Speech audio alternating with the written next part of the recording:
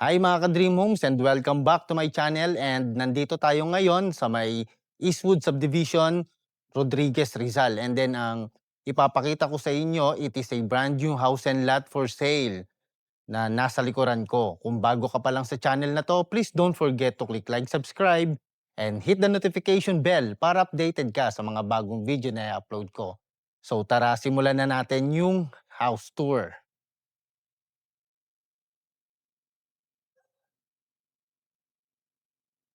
So ito guys, ito yung ipapakita ko sa inyo ngayon. It is a single firewall, guys. So, napakaganda ng facade niya. So, ito siya. And then, ang laki ng space dito sa harapan niya. Yung price and details pala nito, nasa description box. And kung interested kayo, guys, na magpabenta ng mga house and lot dito sa may Eastwood, Rodriguez Rizal, kontakin nyo lang ako para ma-market natin yung inyong mga property. So let's start, pasukin natin yung loob ng property. So once na pumasok kayo sa main gate, ito yung unang bubungad sa inyo. So meron siyang one car garage dito.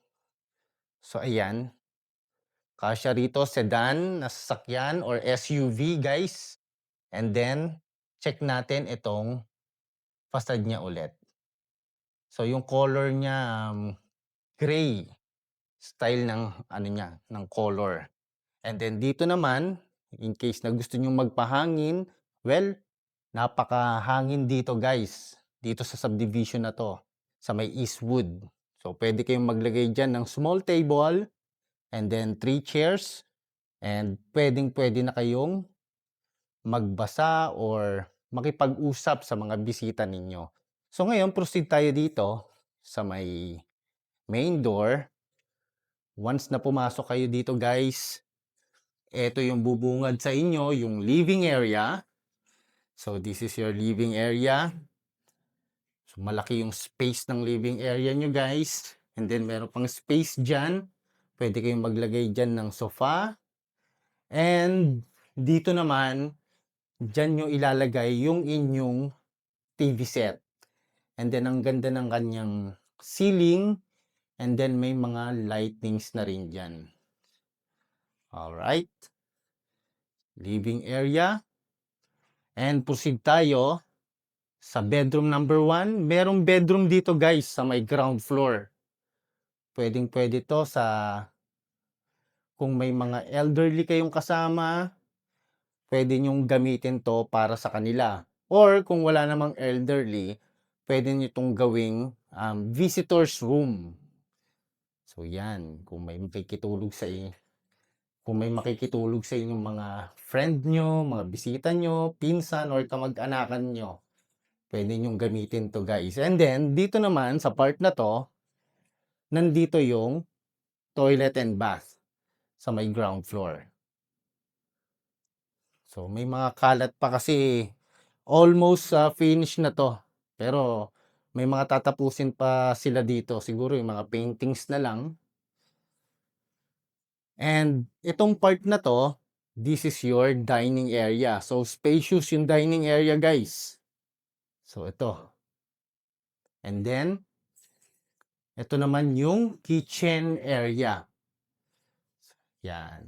And then, meron na rin siyang windows dyan na para kapag nagluto kayo, dyan nalalabas yung mga usok and yung amoy. So, ito. Laki ng space ng living area dito. Kasyang-kasya dito yung 6-seater dining table. Or 7 pa nga. Nakita natin yung ground floor. Proceed tayo dito ngayon sa may second floor. Dito na tayo sa may stairs. And dito naman sa may second floor, nandito yung 2 spacious room.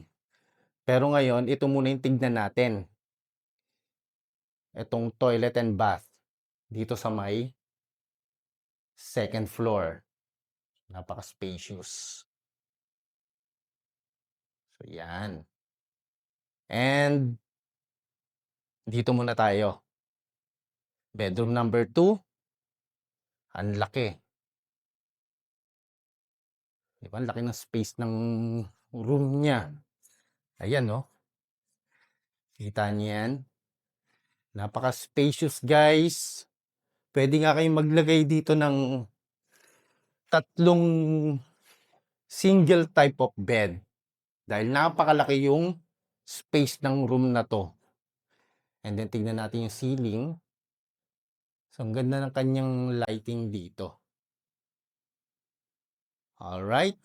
So, ngayon, hinuli ko talaga yung master bedroom dahil ang laki din, guys, ng master bedroom. So, ito yun, oh. So, ito. Ito, guys, no, sinabi kasi ng seller, nasa sa inyo yan kung magpapagawa kayo ng built-in cabinets. Kasi yung iba kasi gusto nila sariling design. Kaya hindi pa sila rito naglagay ng built-in cabinets. Ang laki ng space ng mga rooms dito. Dito lang yan, guys, sa may Eastwood, Rodriguez, Rizal.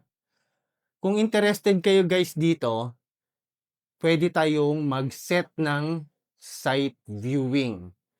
Just contact me and para masamahan ko kayo para makita nyo to ng actual. So again, this is your dream home buddy, Marvin Marquez. Magkita-kita tayo muli sa aking susunod na house tour. God bless and bye-bye!